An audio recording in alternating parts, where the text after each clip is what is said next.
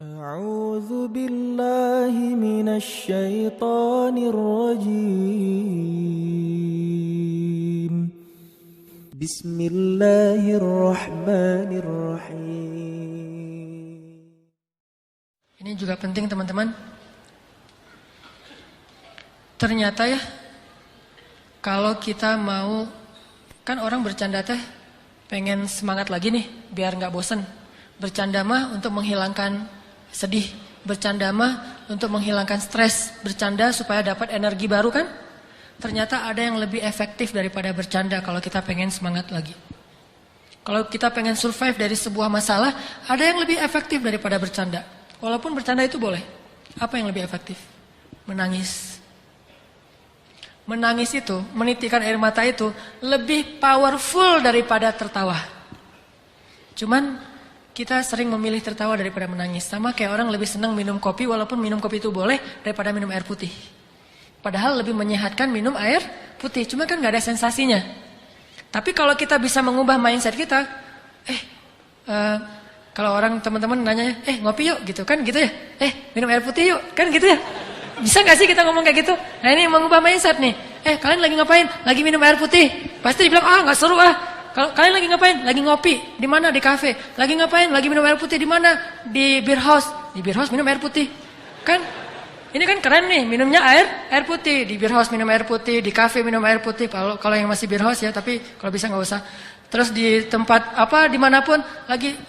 Hari ini belum minum air putih gitu. Bukan hari ini belum ngeteh, belum ngopi. Pagi-pagi dihidangin kopi sama istri kita.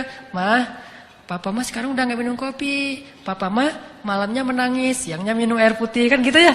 Wah itu keren tuh. Malamnya nangis, siangnya minum air putih. Berarti papa udah gak bercanda dong. Enggak mah nangis gitu. Jadi air mah nangis sambil tersenyum. Mana nangisnya ya. Coba kita ubah mindset dari boleh minum air putih, tetapi boleh minum kopi, tapi yakinlah air putih lebih baik daripada kopi. Makanya Nabi mengatakan air itu tahurun, air itu bersih dan membersihkan.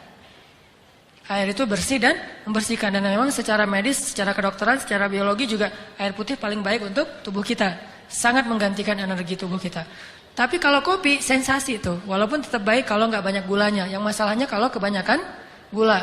Jadi gula yang dikopiin, bukan kopi yang digulain, saking manisnya. Nah, bercanda dengan menangis juga ibaratnya sama. Boleh bercanda, tapi porsinya cuma seperti minum kopi. Jangan minum kopi aja, habis makan ngopi, sebelum makan ngopi, mau jalan ngopi aja sehari sampai 2 liter. Ada nggak sih orang yang ngopi 2 liter dan sehat nggak sih? Ngopi kalau segelas, secangkir masih sehat nih. Apalagi kalau kopinya kopi bener. Bukan kopi yang gitu, kopi yang asli gitu ya. Kopi yang benar asli disimpan selama 100 tahun misalnya.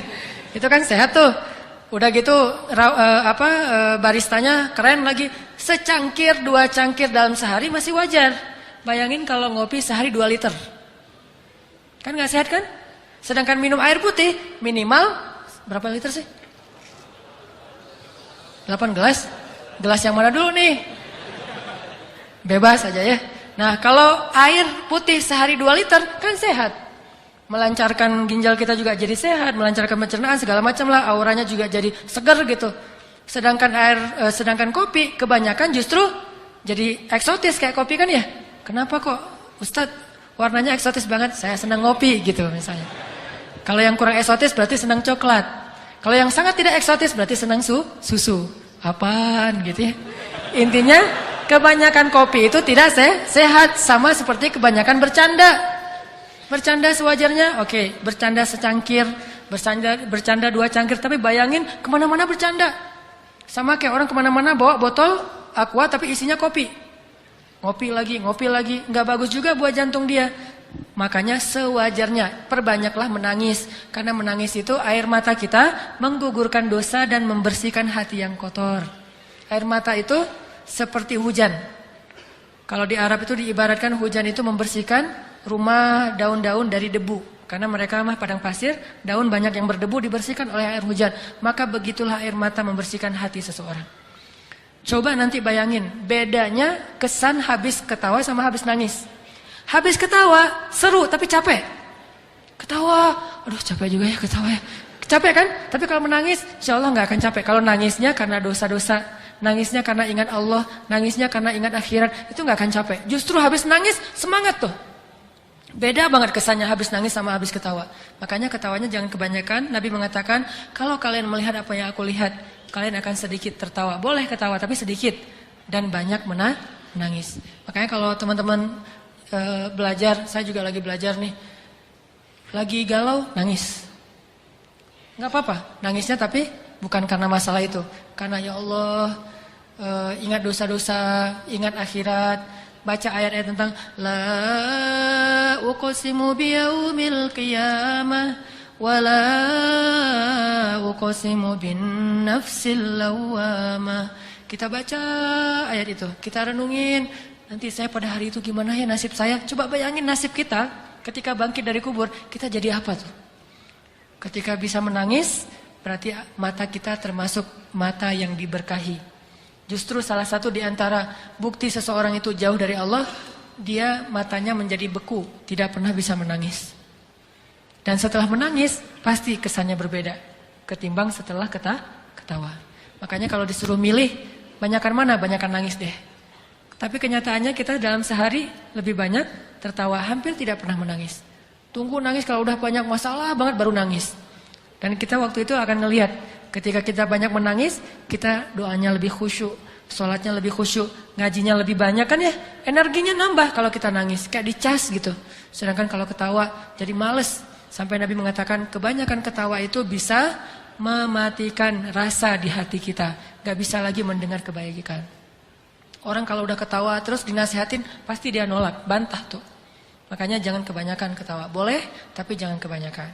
Itulah teman-teman fikih ketawa, bagaimana kita menjadikan ketawa kita berpahala, menjadikan ketawa kita itu hadiah buat teman kita, menjadikan ketawa kita itu ikut sunnah, menjadikan ketawa kita itu benar-benar penyegaran tetapi tidak berlebihan, dan hindari ketawa-ketawa yang syubhat, dusta, ketawa yang jahil, ketawanya nyeleneh, hindari itu, dan jangan juga terlalu banyak sehingga kita tetap bisa menangis di malam hari. Jadi kalau kita udah ketawa, tiba-tiba disuruh nangis agak susah. Saya kurang bisa ya langsung membalikkan kondisi dari habis ketawa nangis, susah. Kecuali ketawa, nangis, kenapa ketawa kok nangis? Mati lampu. Lagi film, lagi bola gitu seru, tiba-tiba mati lampu kan nangis ya. Karena mau gol nggak jadi gara-gara bukan nggak jadi gol, nggak jadi ngelihat gara-gara mati lampu. Itu mungkin bisa, tapi bukan nangis karena Allah. Tangisi dosa-dosa, maka bergugurlah dosa itu. Tapi kalau kita mentertawakan dosa, maka bertambah dosa kita. Tangisi kesia-siaan hidup kita, karena ketawa juga bisa membuat hidup kita banyak sia-sia. Jangan banyak ketawa, tapi boleh banyaklah menangis. Cari teman yang bisa buat kita menangis, karena teman yang bisa buat kita ketawa itu udah banyak. Teman yang sehari-hari bisa bikin kita ketawa udah banyak. Yang sedikit itu teman yang bisa bikin kita menangis. Cari itu juga biar balance tadi tuh. Kalau nggak bisa nangis lebih banyak, minimal 50-50 deh. Yang penting harus ada nangis dalam sehari.